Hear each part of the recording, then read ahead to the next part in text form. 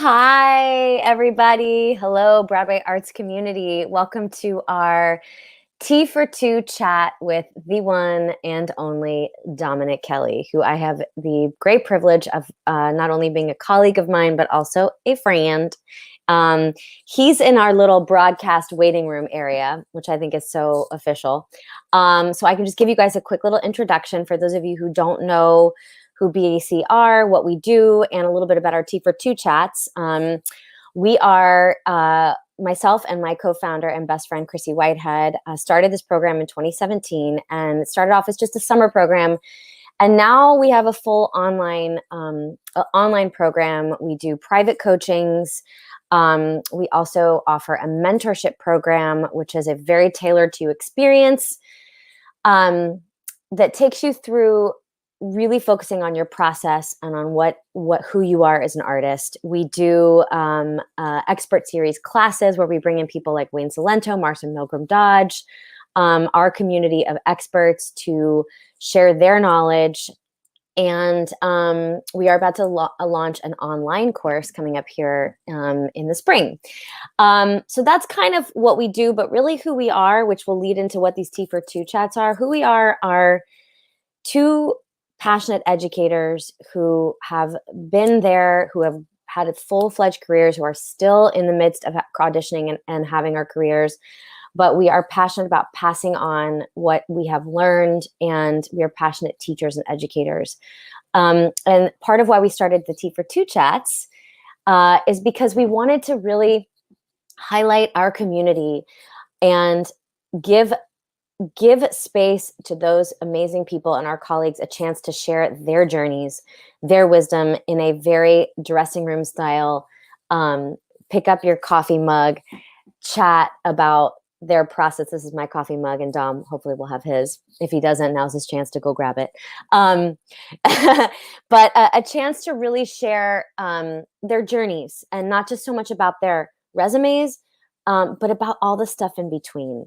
Because one of the things we here at BAC is we are really focused on the process and the joy in the work. And I know that Dom is somebody who loves the work, loves to get in the studio, loves the details. And he's all about community. I met him a long time ago, and we got to reunite, which we'll share a little bit about that on the set of Vice with Mr. Andy Blankenbuehler. So before I bring him in, I am going to share his reel, if he's okay with that, because it's just so phenomenal. And if you guys, at the end, I'll share in the show notes. You can go to his Instagram, and obviously probably most of you that are going to be on here and watching live, and those of you who aren't live, hi and welcome, and share this link and subscribe to our YouTube channel. You can go check out, because he has like 5 reels on his website, but I'm just going to play one of them. So I'm going to, by the way, normally my amazing co-founder, Chrissy, does all the tech stuff, but because she's being fierce teaching right now, I am going to be navigating tech. So bear with me. So I'm going to share my screen with you guys, which is kind of weird because I'm sharing my browser. Okay, here we go.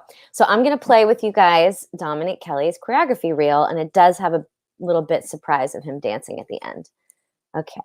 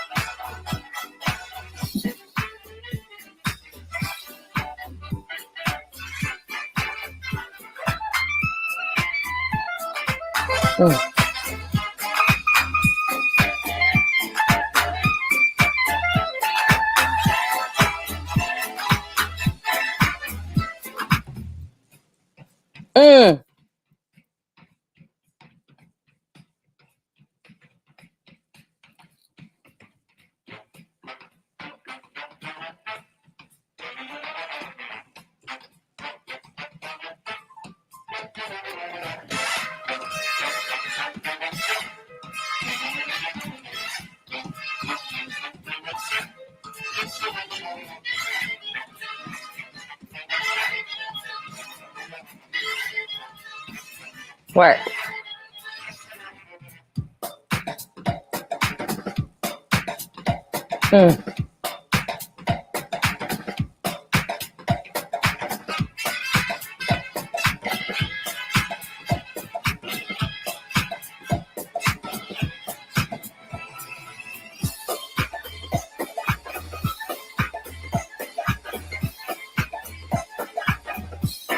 Yay!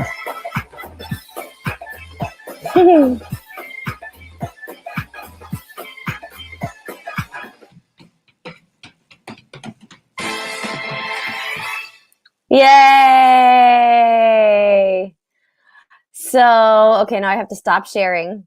Okay, hang on. I have to stop sharing. Okay, yay! So without further ado, here is the man himself. Yay! Hi. Hi, honey. I just had to play it because it's just so impressive. Thank you. Thank you. It's funny because like, your reel is supposed to be like what you've done, but for Right. more, it's like every time I watch it, it's more of an emotional experience because it's just like, look what I've been afforded the opportunity to do. Oh, beautiful. I love that. It's your mind frame. It's your come from of gratitude. Do you Always. do you feel like you, because we're just going to jump in. Do you Go. feel like you have had that, or is that something that over like your life and career and just as a human being you've grown into that, or is that something that is instilled with you since you were a little boy? And then I'll pull up that photo.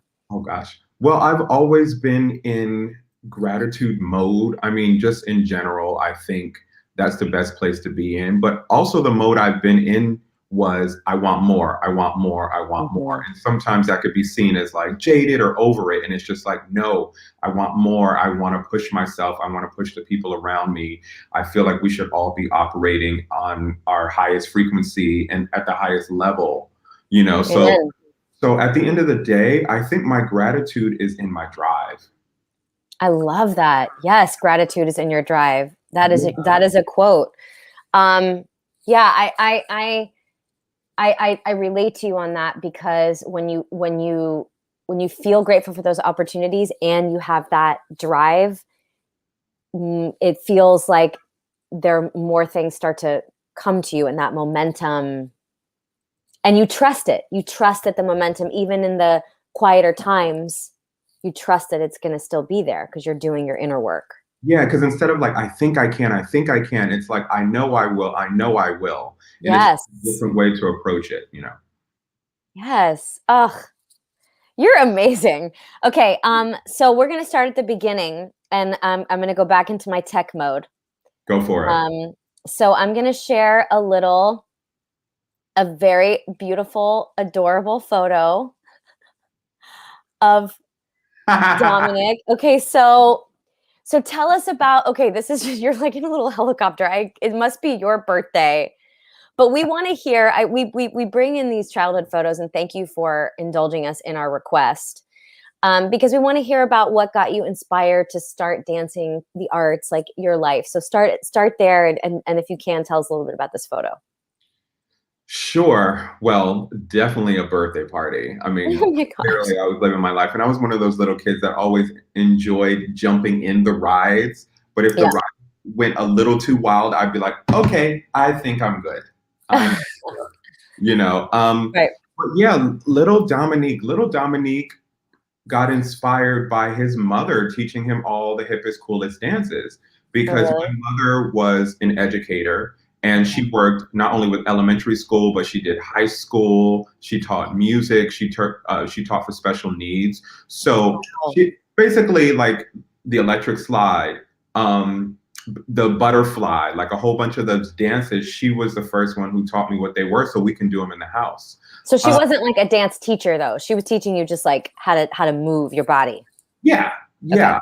And Okay. I did a lot of sports. I was always, athletically inclined, but I remember Okay. her telling me the only thing that kept me still for an hour is when she brought in a dance like performance company and they did a presentation at her school and I was mesmerized for a good hour, like did not move, nothing. And then she was like, in that moment, that's when she really figured it out. I mean, like to backtrack, I was also that child that I was a fraidy cat. I will take that. And I Okay. remember watching Thriller like this. So I wanted to see the dance moves and learn the dance moves, but I didn't want to see their zombie faces. Yeah, I was like that too. Yeah. So Okay, that but was so like the so beginning. but you were okay, so you're inspired by your mom, and I want to put a pin in the fact that she was an educator, because that is something that Chrissy and I know you posted about this, and we kind of preach about this a lot. Like there's a difference between being a choreographer and also being a choreographer educator and how those two play in together. So you were inspired by your mom because she is an educator. And my whole family, I come from a family of educators and principals. Wow. My grandmother was a teacher. Both of my aunts were teachers. Where were you born? I was born in Maryland, but raised in Bridgeport, Connecticut. Oh, that's right. That's right. Yeah, so it was a great school system, and it was great because I was around a lot of teachers, so I got that education, but it was horrible because I was around a lot of teachers. Yeah, totally get it. My mom's a psychologist. I get it. Oh, yeah, you get Yeah. it. So you said you were watching Thriller. So like at that age, because I know we're about the same age-ish. Mhm. We'll just call it, I mean, I posted on social media how old I recently turned, but then, people will forget and I'll just back up a few years.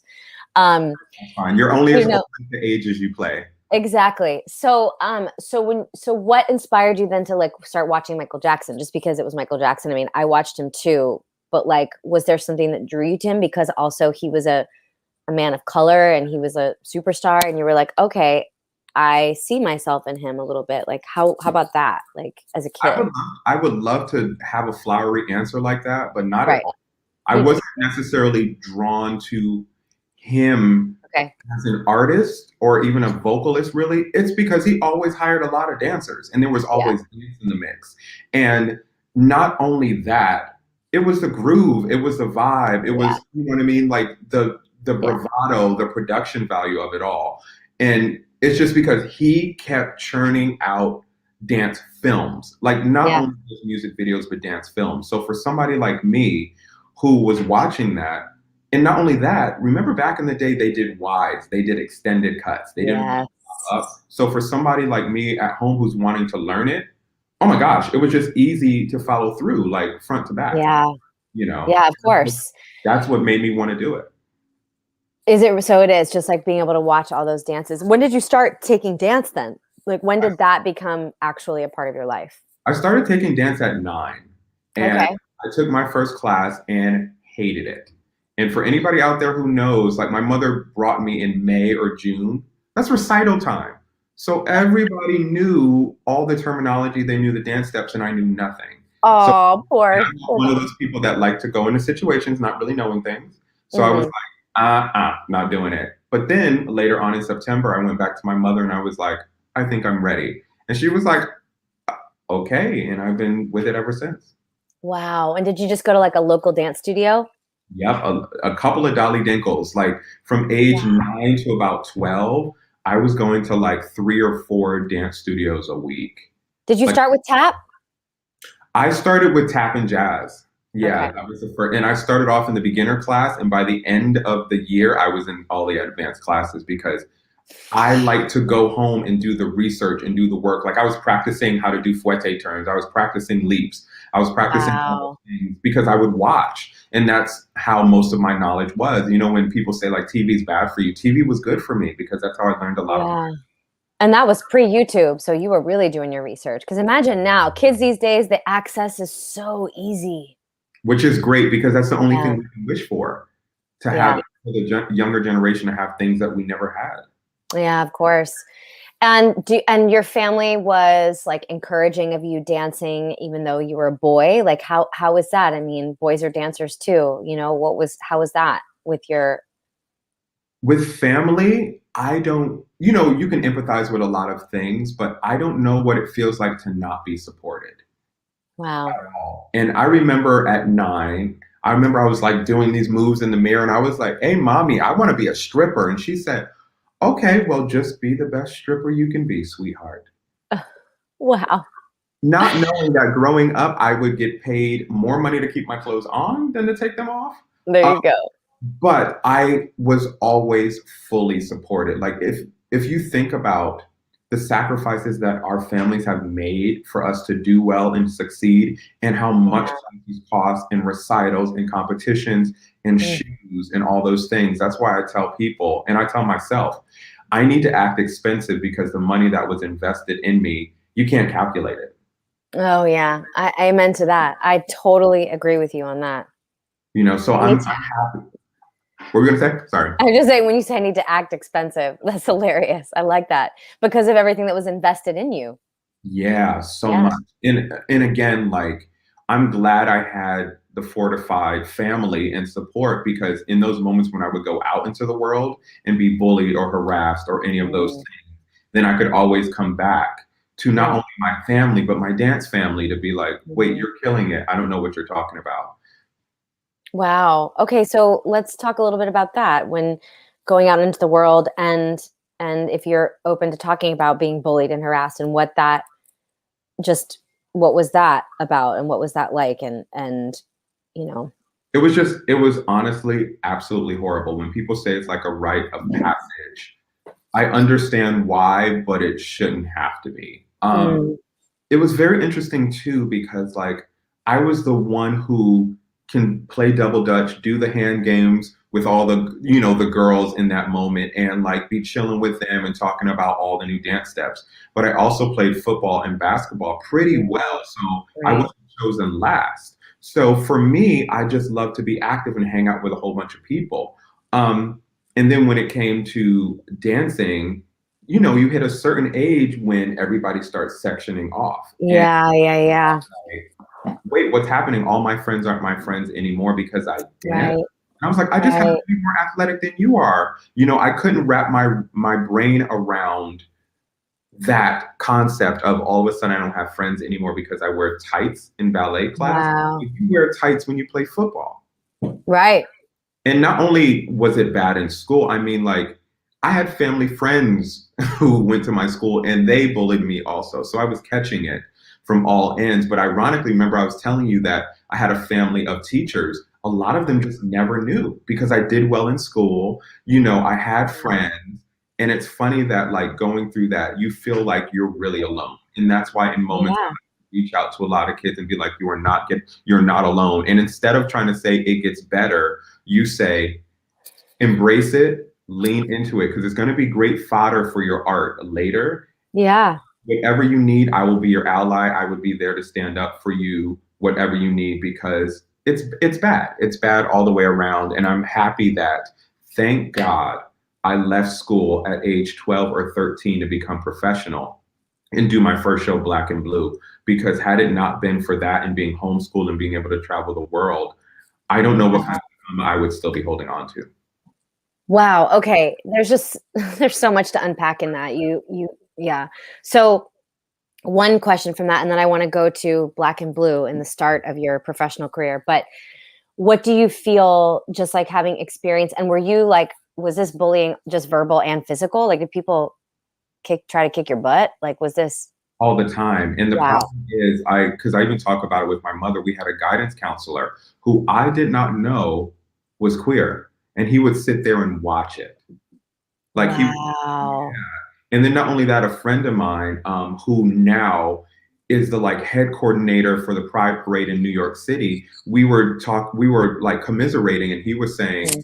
yeah, this same guidance counselor would make him talk to his bullies and at the end make it seem like basically victim shamed him. And it's unfortunate going through that and seeing the adult in the situation cannot help you. Wow. So that's why I just try to always be somebody, just not only an upright citizen, but somebody that if you reached out and said, I'm having an issue that way, you'd be able to lean on somebody who's already been Yeah. through it or who can go through the right channels to help mitigate that. Yeah. Amen. And you're very when like on your social media, you're very outspoken about kind of the type of person, the type of citizen of the world you want to be and what you see as a person of value. And I can imagine, obviously, that's the kind of people you want to work with. All the time, all the Yeah. time. Because, I mean, at the end of the day, people are people. We all make mistakes. We all do all those things. Yeah. Will I hire you? Sure. But will you be in the inner circle? Probably not. Because as you Right. know, and everybody knows, your inner circle, they represent you. And Hmm. if I'm going to speak about it, I want to be about it and churn out people in my life who Yeah. reflect who I am and I reflect who they are also. And that saying and that mindset of you are a product of the five people that you spend the most time with. Yeah. And that's very, Yeah. very true. Yeah, absolutely. Absolutely. Okay. So you're going through school with like dealing with all this stuff, and then you get to age 13, you said? I think it was 12 or 13. The memory gets a little fuzzy. I want to say Okay. I think I turned 13 right before my first job. Okay. I don't think I have a photo of that because I think I have Bringing the Noise, Bringing the Funk next. Yeah, So I couldn't find a lot of those photos because remember it was back in the day when it's yeah. like online. No, we just didn't have that stuff. Yeah. So how did you tell us about where I mean, like I said, these Tea for Two chats are more about the in-between things, but of course, like we want to hear about these experiences, and not many people are professional 12 to 13. So it's a very unique experience. So tell us a little bit about that. It was hard and easy. Did you audition for it? I auditioned for it. Oh, let me tell you about this audition, child. Yeah, tell us. Okay. So I went in doing things that I knew how to do from my competition solo, like all of my tricks and the technique and all of those things. I was like, oh, I want to show that I can do that. So I look in to see their rehearsal. They are not doing any of the things that I was taught how to do. And I was like, oh, if I'm going to get this job, I need to quickly pick up what they're doing. And the good thing was, remember I said from TV, I was able to quickly pick up. So I was like, okay, let me just use some of what they're doing and put it into what I'm doing. Because all it was a freestyle. They were like, we're just going to play. And it was Henry Latang in there. And Julie Hughes, who has passed away, but it was like very much Julie Hughes casting. Oh, okay. Different shows. Yeah. Diane Walker and Savion Glover discovered me and sent me there. Oh my God. Yeah. And they called my dance studio, my dance teacher at that time, who was Lisa Manilli. She sent me all the calls. So then I took off of school, went there, nervous until I saw the dance though. And then I saw it and I was like, that's something that I need to be doing. And it's funny how dance can calm you. Cause you know how people are like nervous. It was the opposite. I was like, oh, that's what I want to do. So get in the room, Henry Latang is like banging and they want to see what I can do. So I'm doing toe touches, I'm doing turns, I'm doing all these tap steps that I know the time step, I know wings, and then at the end of the day, I was like, I was doing aerials, I was doing back handsprings, literally everything that I knew how to do. Everything you knew.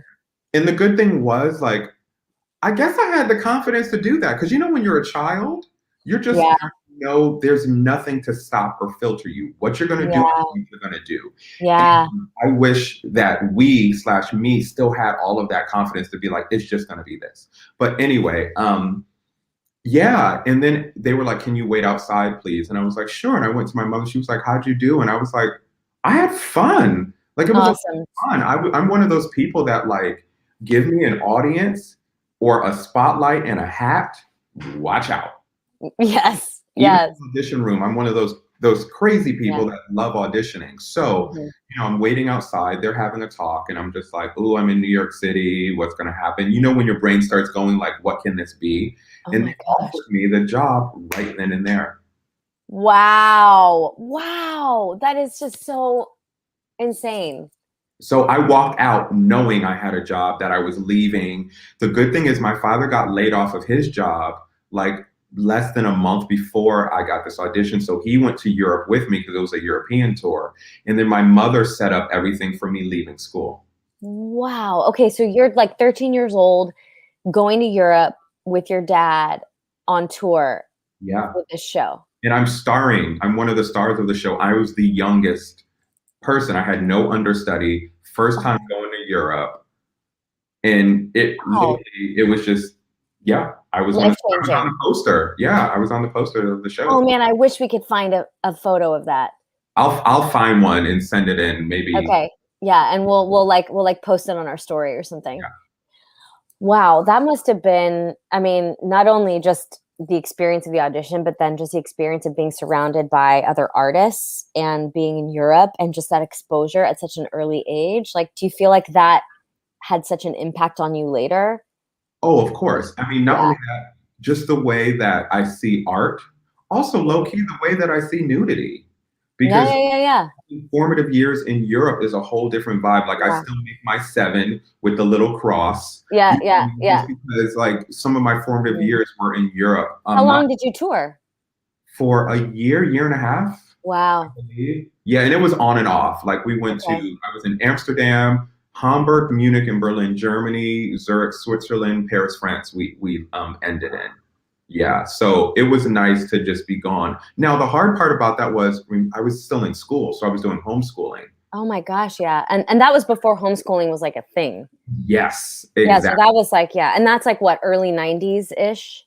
Yeah, that was 95. 95. Wow. Yes, it Wow. was before all of that. So my father was literally just making it up as he went. I just took all of my school books Oh my God. from school. There was no program at that Yeah, moment. yeah, yeah, yeah. Wow. You must have a lot of gratitude for your dad now looking back that he paused Yeah, his he life also was not a teacher. So definitely a lot of gratitude, but it's hard when, and I know a lot of parents out there yeah. understand what it feels like recently to all of a sudden have Yeah. a teacher when you're not one. Yeah.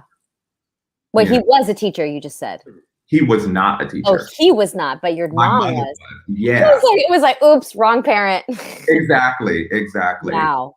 So that was challenging, and also just growing up and figuring out like sexuality and Yeah. body and hormones and like a lot of things. Like for example, when you're a teenager you have acne. It's Yeah. what happens, but people don't want to hear that. It's like, I'm growing up, I have acne. No matter how much water I drink or how much I scrub my face, that's what's gonna happen. And then Yeah. after that, I was a picky eater, so going to Europe where the food was dramatically different, that's what happened. And also, in one of my first cities, my grandfather passed.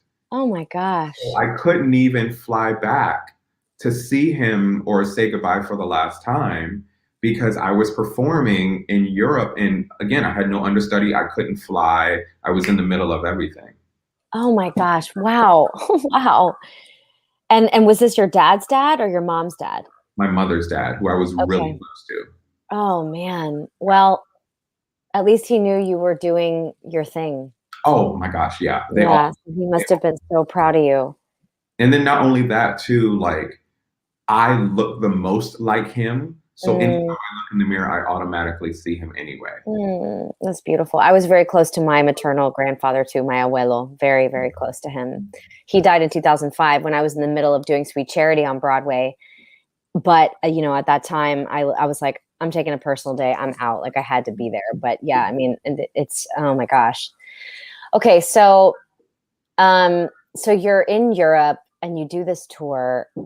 Obviously, you're just like a sponge at that age, and you come back. And do you finish high school, or like how do you keep moving forward then to what was Bringing the Noise, Bringing the Funk next? Yeah. Wow. There is still some time in between there. Now, like going back to the bullying, it's funny coming back that the bullies all of a sudden turn into cheerleaders because Mm, they of heard course they do. Europe and I did all this other stuff. And I Because was you're, yep. no, no, Mm-mm. but then also what happened too was I had a moment where I was like, can I do this again? Am I a one hit wonder? So imagine Mm. going back home at 13 feeling like a has been. Yeah, wow. I mean, I can kind of relate because I did Fosse when I was in college, but that's even, I was like 20, but Yeah. still when you're like, how do I top this? Yeah. Like, is this it? Yeah. So how did you combat that? Like, tell us more. Well, a good thing, and I literally cried to my parents like maybe a year or two ago. They always had my self esteem at the forefront, like my mental. And I remember telling my Wow. mother, being like, I don't know. And she was like, you're 13, sweetheart. Like more stuff will come. And I just remember relaying to her to be like, but what if it doesn't? And I wasn't hearing phone calls, like nothing jumped off after that in Right. my head. And she, behind my back, went to the local newspaper and had them do an article on me. Oh my God, I love your mom. Can she come on this broadcast? I want to meet her. I know, right? And basically, of course, my father gave all the clippings that we had, and Wow.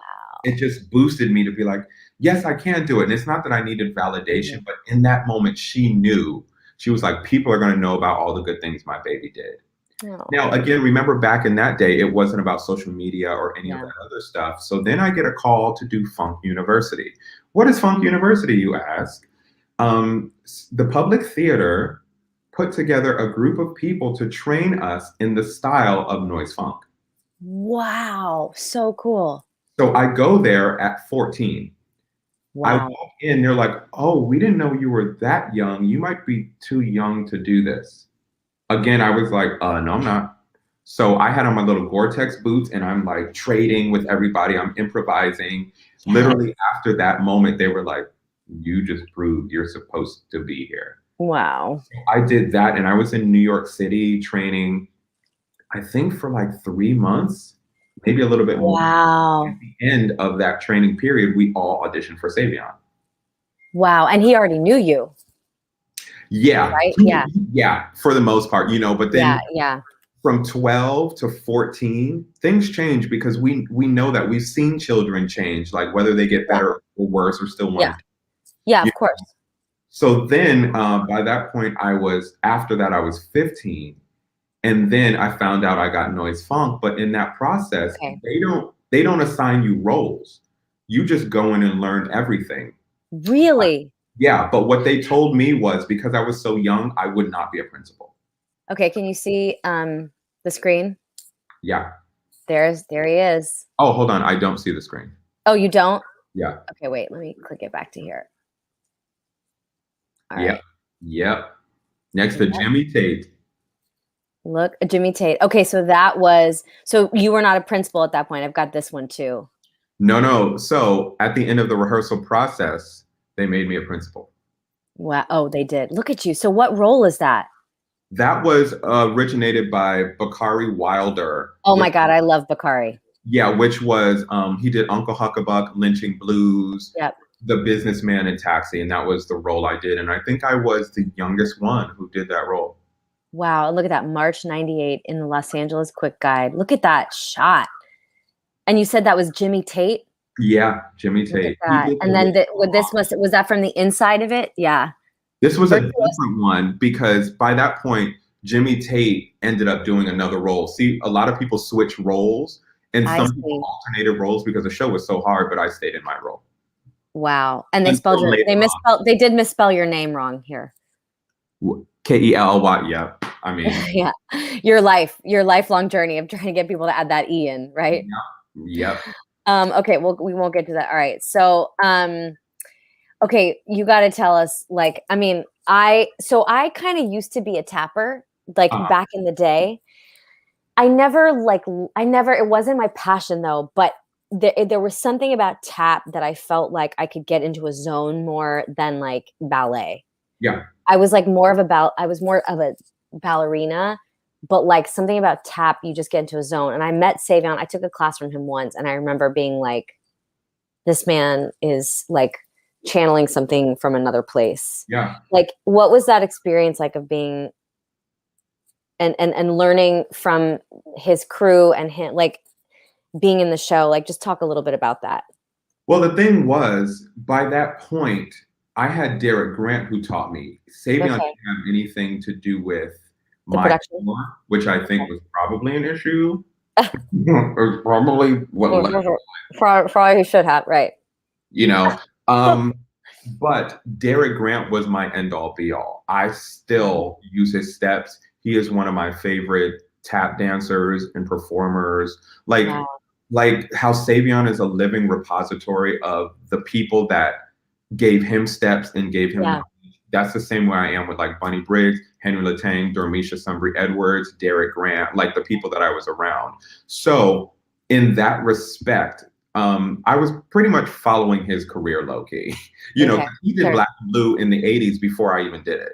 And then he created Noise Funk. I mean, I did Funk University, which was part of his idea. And then I did Noise Funk, which then he did. You know what I mean? Like he choreographed it. So I was following behind. I knew his brothers because his brother Abron Glover was also part of Funk University. He was one of the students.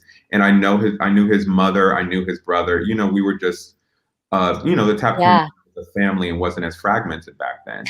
And it was great, again, being able to soak up all the knowledge and be gone, traveling the country.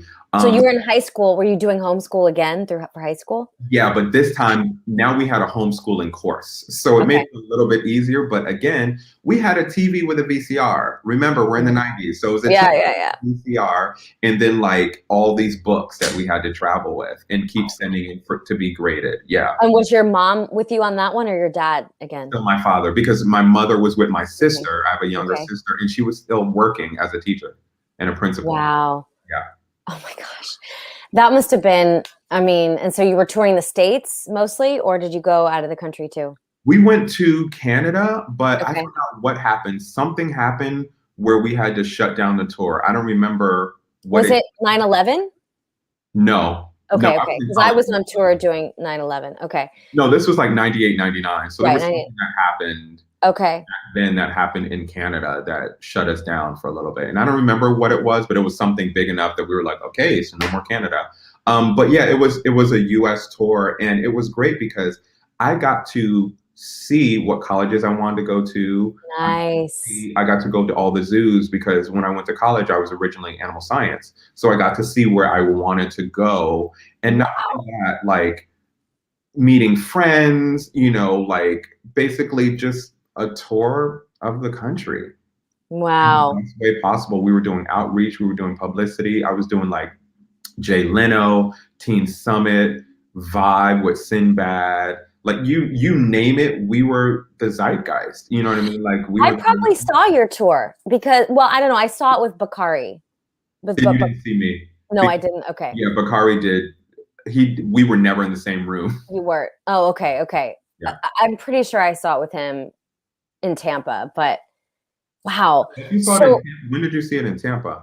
In see, the I 90s? thought, yeah, but it was probably, see, I thought it would be around like 97, 98 Then you saw me in when I Tampa. saw you. But I definitely saw, also, I probably saw the tour though, because it came a couple times. I definitely saw it every time it came. So maybe I saw There you. was a tour after us too. Okay, maybe But I you saw. probably saw me if it was 98. I hope so. I'd like to think that I did. Isn't that funny? Like that's the first time we talked about that. Yeah, I probably saw you then. You probably did. Oh my gosh. I mean, that show, I mean, it's a show about Black culture, but it spoke to me. American history, technically. Yeah. I mean, like, it's the same thing that I tell people, like when I saw Alvin the first time, like that is but it's about, it's American history. It's something about It's soulful. its soul, and it hits you in your soul. And I think that's what's so beautiful about art, and especially live theater, that it does create that channel of a way in to create channels of empathy and going like, oh wow, like I'm getting inside the story and just soaking it all up. And that show had a profound impact on me as a dancer too. It made me want to, that was one of the shows that, and then seeing Fosse, ironically, was one of the shows that made me be like, I want to be a dancer. Mhm. I want to be a professional dancer. And Yeah. and you were like just professional dancer at age 12. Okay, so obviously, like not many people have. I'm like getting comfy now. I've got my feet up. Like we're in. Oh, Um, yes. Got yes, we've got our Tea for Two mug, and I'm sure you know where Tea for Two comes from. The Fosse you. Tea for Two. Yeah, cheers, Tea for Two. Okay, so, okay, so you decided. I mean, like you just you. I love that you like. I love that you did a casual name drop of animal science. Oh, yeah. So you not name drop of all these people, of all the dancers. You were like animal science. So you do bring the fun. You obviously graduate from high school. Oh, yeah. And just And to then, back it up a little bit, I did a yeah. show after Noise Funk. And then after that, which was another tap show that I helped to co-choreograph. Wow. And then after that, I was like, I need to take a break because from 12 to 17, I was on the road doing tap shows. And I was like, there has to be more out there. Wow. I just need to take a mental break. And Wow. I took a year off and Okay. went to high school my senior year. And Awesome. I was valedictorian, which was Wow. Wow. And where'd you graduate from? What's your high school alma mater? Bridge Academy Charter School. I was one of 35, so it was a small charter school. And the great thing was, since my mother was a principal, anybody who is a family member of any of the faculty automatically gets in. Wow. Wow. Okay, so you graduate from this school, and you know you want to go to college. Mhm. And where did you get to college? Because this is a thing for like a lot of, we have kind of a lot of people in BAC are like that late high school, and then we have like a lot of college and then early professionals. So Mhm. for the high school students, Chrissy and I like to encourage people to go to college, whether that's to study musical theater or dance or whatever it is, like just to get to have the college experience. So what led you to go to college and that and where you went and all that stuff? Give us a little insight into that. Couple of things. One, family of educators. Right, There right. was no way I was not going to college. Yeah. And the thing is, I love to learn. So that was my end all be all. I Yeah. enjoyed going to college for the fact that there is no question that cannot be answered Hmm. or that can be posed to then be answered. Sure, sure. And I loved all of that, just the scientific Hmm. process, the researching, the getting to know Mm. yourself, even Mm. like the Myers-Briggs test, or like Yeah. just like little things. It wasn't necessarily all about the partying, which was really fun, but it was more about getting to know yourself and how you fit in the world and what your learning style and process is and what you want to do. Um, Hmm. I was accepted into a good amount of schools, which was great, but my mother was like, I have not seen you grow up for 5 years. Do you mind going in state? And I was like, sure, might as well. Right, Went to the University of Connecticut. Go right. Huskies, because the women's basketball team, the men's basketball team, they kill the game. So it was a Yeah, lot they of do. fun being a part of that sports culture. And And uh, what was your major? originally animal science. And Okay. then I switched to mass media research because I couldn't do both. Like they told me you wouldn't be able to dance because animals need 24-hour care. And I Right. also got sick of smelling like sheep poop and getting paid $4.50 for it when I was getting paid $75 an hour to teach dance or to teach theater. So I was like, Yeah. well, I'm gonna go back over here. And I knew I was gonna dance out after college Sure. anyway. Sure. So I was like, I might as well do something that's going to help me later on. Yeah, yeah, yeah, yeah. Amazing. And so, okay, so UConn had, we talked about how I went to Yale, right? So we were basically in Connecticut at the same time. Yep. Um, I hate that I didn't just run into you at some bar. I know, right? Why didn't God do that for us? Like, uh, And the funny um, thing is too, like my family moved to Milford, so I was even closer to you. oh my gosh. Yeah. Wow.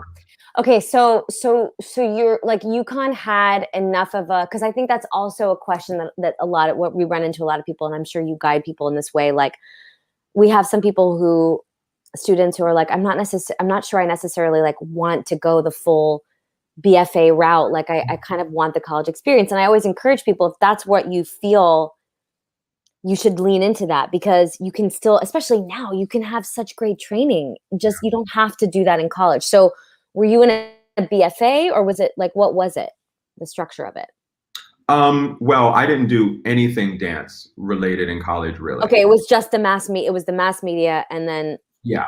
yeah, Um, great. So see, but you're a perfect example of that. but what I will tell people that wasn't told to me is if you want a degree and don't want to pay for it but still want to dance, look into dance team scholarships because you can take all Okay. the classes. They'll pay for room and board in certain colleges and universities, especially Big Ten or Big East or whatever Sure. you call it. You just have to commit to dancing on the dance team, That's and a great you piece of have a advice. full ride, and you'll still be dancing.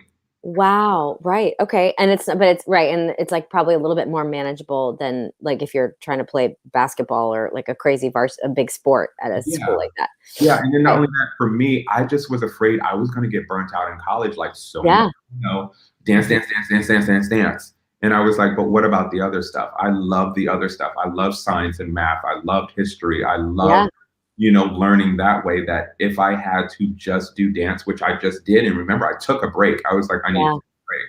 So Yeah. all the people out there, if you don't necessarily want to have a BFA, I suggest you go to a college or university where you can audition for the dance team, and that's a full ride. Because let me tell you, college is expensive. And if you can find a way to supplement that, then you'll leave with no debt. And Yeah. you'll still have your degree. Whether you want to use it or not is on you.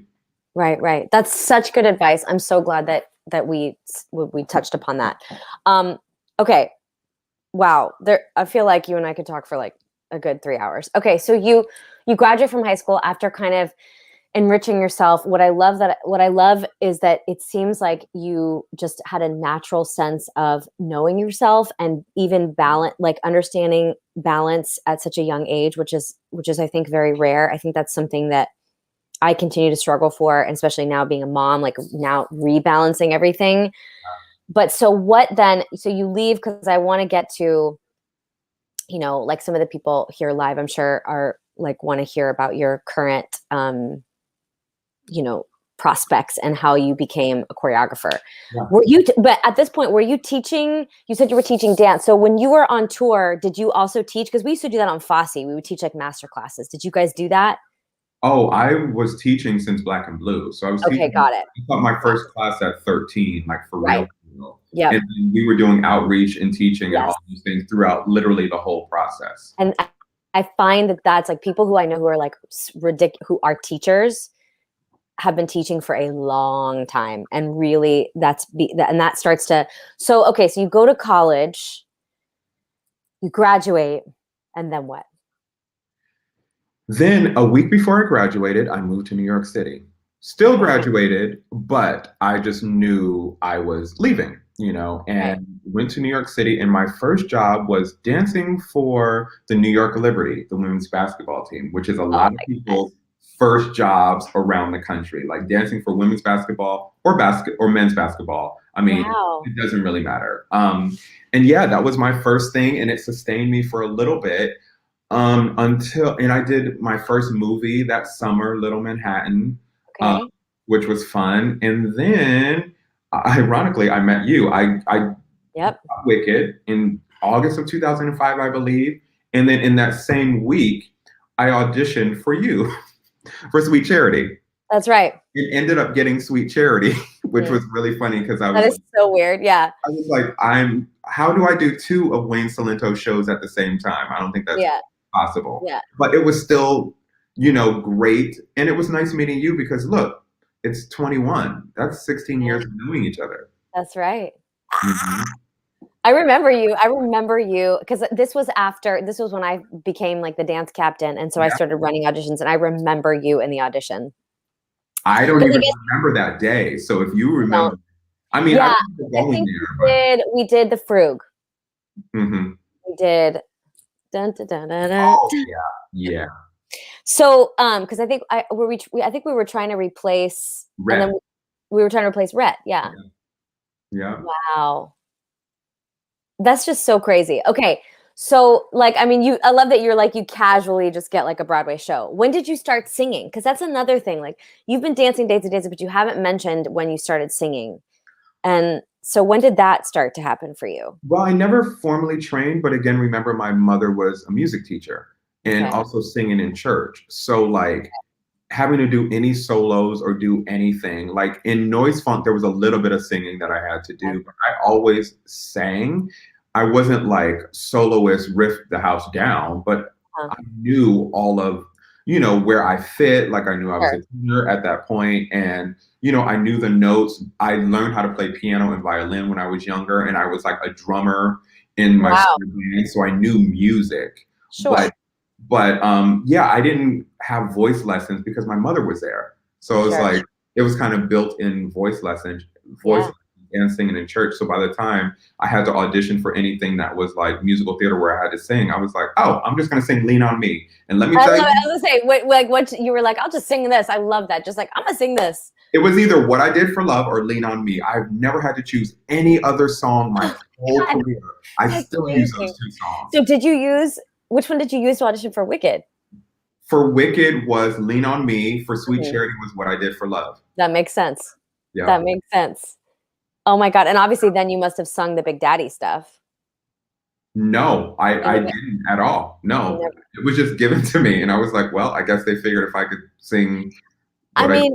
You like now I feel like you need to start exploring voiceover. Just add that to your list of things because you have a very unique voice. Thank you. It's Yeah. okay. So a little story about that. I've hated my voice my whole life. Hated. Really? Well, like scientifically, the way we hear our voices is different than the way everybody else hears it. Yeah, that's true. It is. Yeah. And recently during the pandemic, I've been teaching for my friend Vasti Monpoint and doing Vasti's friends. And I'm super dry. My voice is pretty monotone and deep. And I was just like, oh, all right, sure. And then she said, no, there are kids who have autism and special ability and differently abled who flock to your class because you're not all over the place and your voice doesn't do a lot of things. So she was like, not only is it soothing, but they can learn. And my godchild has autism. Wow. So I didn't realize the very thing that I was insecure about is blessing other people. Oh my gosh, look at that perspective. How beautiful, and what a great thing to learn through this time period. Like, talk about silver linings. Yeah, for sure. Wow. And I thought my choreographic voice would be the thing that would like help people out, not knowing that it's my actual voice. You just never know. That's the thing. You never know. And aren't we all just stripping away at things to just be who we are authentically, and just trusting that at any moment it can give love or give support to somebody else, and looking for those opportunities and just being you. I mean, that's one thing that always struck me about you, even from Wicked, is that you never seemed, even though I'm sure you've had moments, and I do want to talk about a moment where you felt insecure, but you just seemed really comfortable in your skin. I think part of it was cultural awareness because my parents always made me proud of who I was. Wow. All of the things like Black History Month wasn't only taught in school, it was taught at home. And then also all the shows I did for 5 years were Black. Mm-hmm. So I already knew, we had dramaturgy. So yeah, I knew all of the things in all of the shows. Yeah. Not only given my history, but on a silver platter, and be like, learn this, learn that. Let me teach you this. Look at this person who gave you this. Look at the person who taught you that. It was a lot of oral history that I was given. So I, by the time I was grown, I already knew the shoulders that I was sitting on. Beautiful.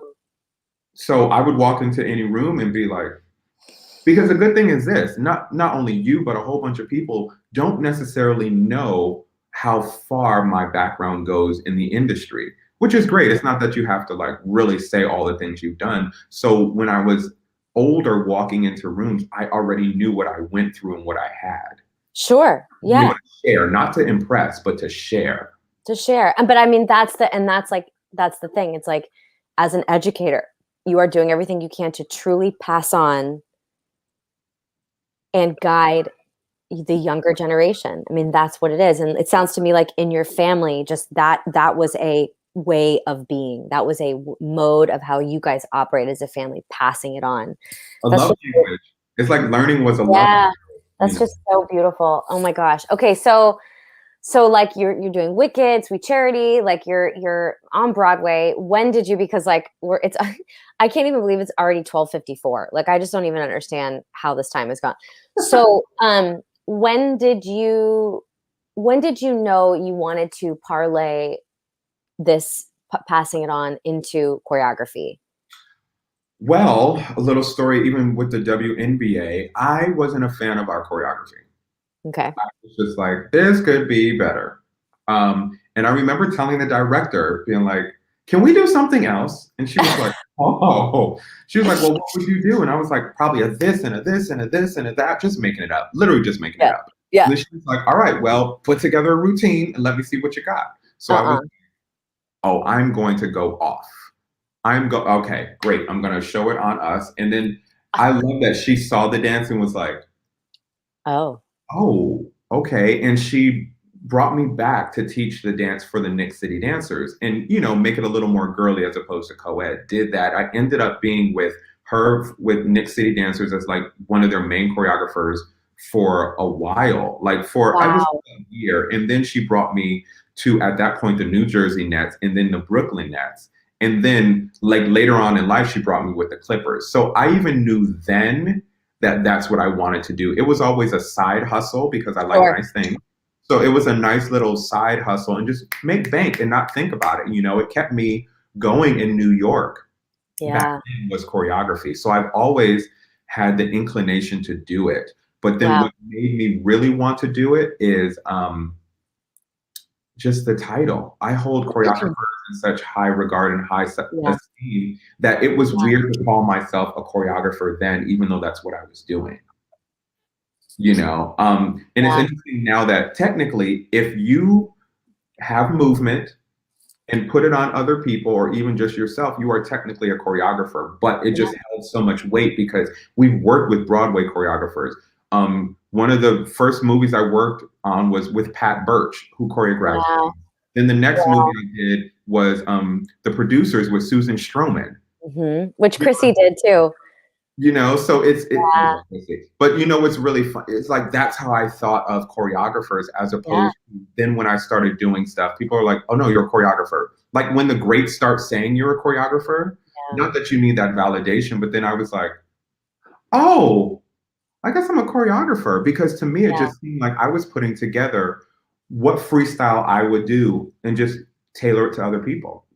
I Right. didn't see it as this big mysterious thing. I just thought, put the music on. I would like to do this and like to do that. Well, how do you look doing it? All right, well, why don't we switch this? Why don't we switch that? Sure. You were just like in a zone of it, and then somebody finally said, "No, that you're a choreographer," and you're like, "Oh." But that's amazing. I mean, yeah, choreographers to me, it's like, and of course, you and I have both worked with Andy. I love that we got reunited on that. On y'all, we got to do the show, the movie Vice together, and it was like a reunion of just old time dancers, and it was just such a beautiful experience. And then, so you started like, when do you feel like, and now I'm gonna go. By the way, we're getting lots of comments. I don't know if you can see them, but like, I see nothing. okay, so like Cedric is saying hi, and Oh, and you click the Natalie Rose is just saying thank button. Oh, you. Natalie Rose. Yeah, so I know you guys, she has to run. It's okay. Love you. There'll be more. You can watch the end of it later, Natalie.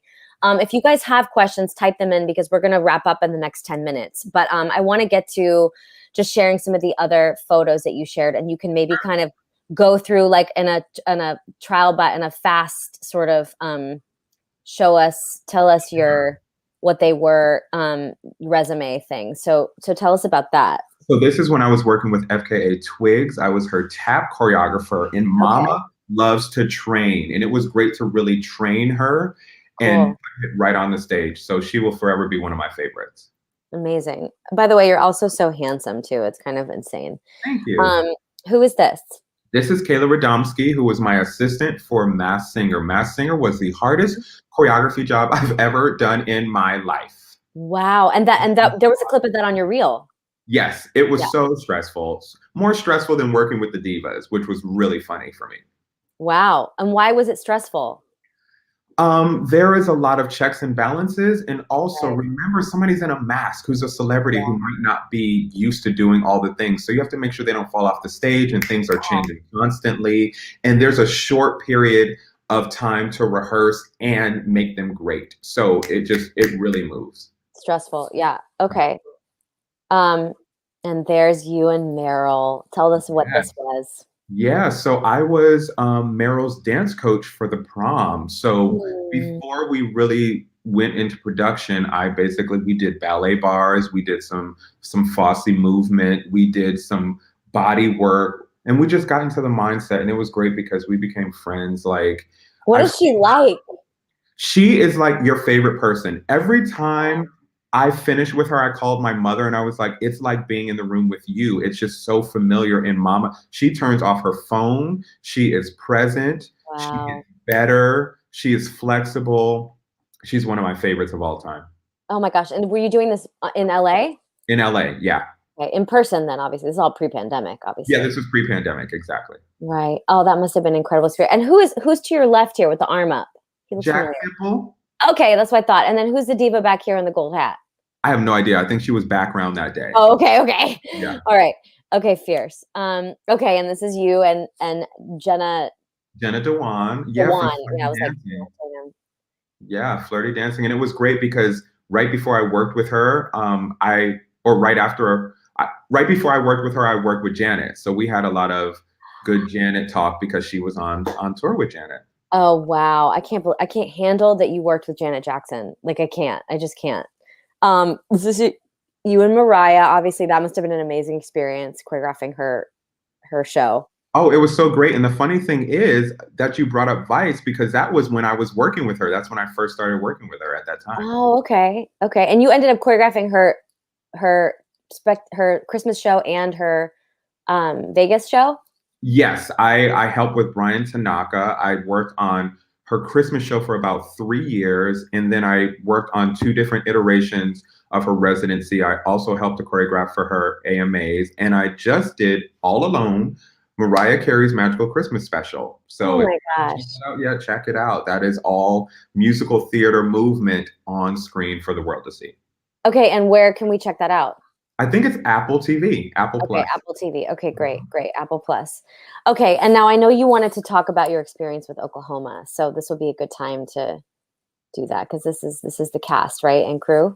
Yes, I pray everybody has a job where they feel like it was tailor made for them. It Hmm. was like your favorite, it was like your favorite suit. Um, I could do no wrong. I felt like I was such in the flow because I was with a director, Chris Coleman, who let me be as black as I wanted to be because it served the show. Not because it served the show, and it served the show because it was an all black version of Oklahoma.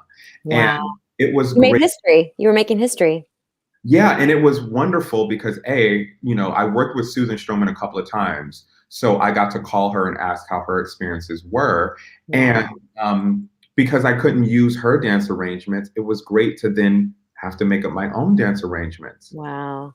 because her dance arrangements wouldn't have worked with what we were doing. So it was so great to just be in the moment in like the wedding scene. I remember stopping and being like, wait, there needs to be a broom here. And they're like, why does it need to be a broom? I was like, in the African American traditional culture, you jump the broom.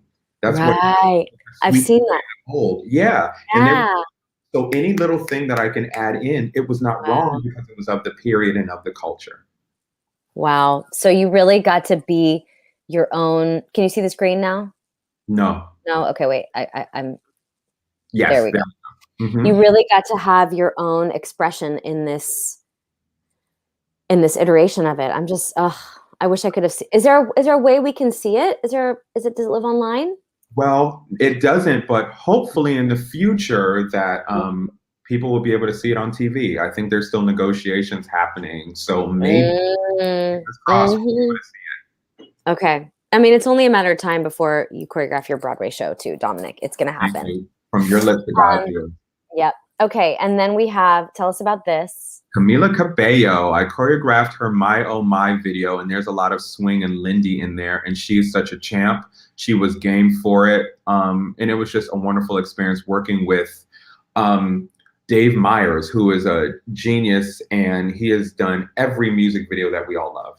Wow. Yeah, that those are some great shots in your reel too. That's your mug. The mug, yeah. And there you are, just showing that radiance and positivity and gratitude that you live by in front of a cactus. Okay, so we're gonna wrap it up with we're gonna get back to that little boy. Mhm. Um, but first, just really quickly in the last like 5 minutes that we have, and I know I said an hour, so we're already a little bit over, but um, tell what do you feel like has been your biggest hurdle that you've had to get past then? Like what is that or internally, externally, like talk a little bit about that. My biggest hurdle is not not being taken seriously sometimes. Mm, Now, meaning when it comes to Broadway, I go back to go like, okay, I've done musical theater. I'm ready for my show. I've done the work. And they go, well, why don't we're looking outside of the scope of Broadway. So why don't you work on some other things? So I was like, all right, I got Janet, I got Pink, I got Mariah, I got Twigs, I got all these other things. So then I go back again and then they're like, well, we're not really looking for that. So why don't you just create your own show? And it's like, how yeah. many choreographers have you just told create your own show? not that it's bad advice, but I'm coming to be like, I'm ready. And I Yeah. think part of it is patience and in due time. Yep. And I think that's the whole taken seriously, because it's not like I want it now, but I just feel like I've improved my artistry and I can do so many different things that I feel like it would be best served showcasing on Broadway, and Yeah. I just know that I'm not also going to keep knocking down a door that's locked. I'm just going to find a window somewhere else. There you go. Amen. I love that. Not being taken seriously. But yet you're still staying in the frame of like, I will do this, that, like what you talked about from the beginning. I will. So what is it, that phrase? What did you say at the very It's beginning? not I think I can, it's I know I will. I know I will. It's It not, just I won't think be I with can. you. Yeah. It's not, I think I can. It's, I know I will. And coming from that place of gratitude, not entitlement. Mm-hmm. Okay, so the last question we ask everyone, and I'm gonna pull this up, and then Sure. I'm gonna get actually to here. Hang on. Oh, wait a minute. Okay. Chunk chunk. Chunk. What and how old, do you know how old you are here? I think I might have been a year old. Oh my gosh. Okay, so if you could give this little boy one piece of advice now, a piece of advice to your younger self, and there, albeit to younger people or artists that might be watch this someday, what would you go back and tell your younger self? It's my favorite saying that I always say, just be better. Mm. Just be better for yourself. Just be better than everybody else. Just be better. No excuses.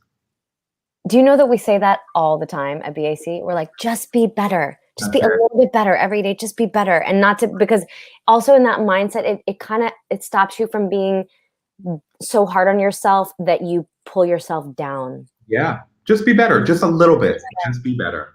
Oh, just be better. I love that. Dominic, you are a real inspiration.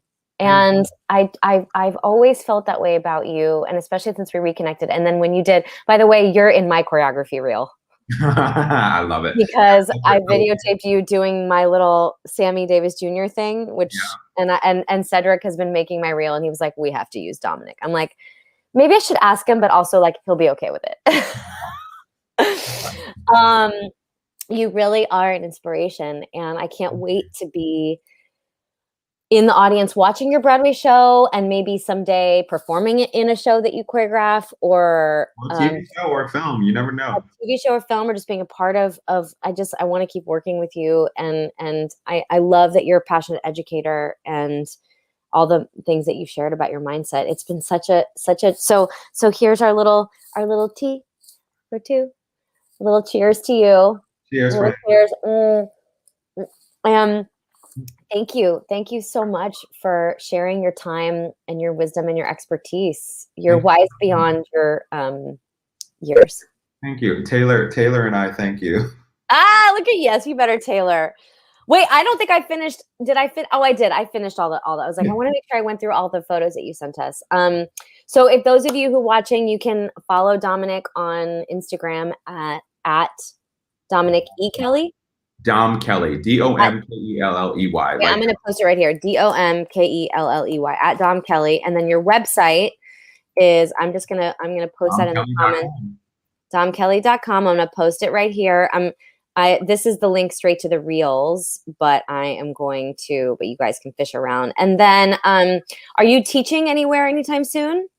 I'm not teaching in person anywhere anytime soon. Right now, I'm a professor for Pace University, so they're getting like all of my love.